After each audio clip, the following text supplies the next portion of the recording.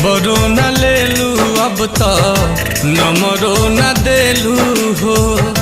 जहिया से शादी कैलू हालू न पूछेलू हो। खबरो न लेलू अब तो नंबरो न देलू हो। जहिया से शादी कैलू हालू न पूछेलू हो। सही सतैबू काहे जान चन चन कहत रही सचहू में चान भैलू मुँहले पैबू काहे जान चन चन कहत रही सचहू में चान भैलू मुँहले पैबू काहे जान।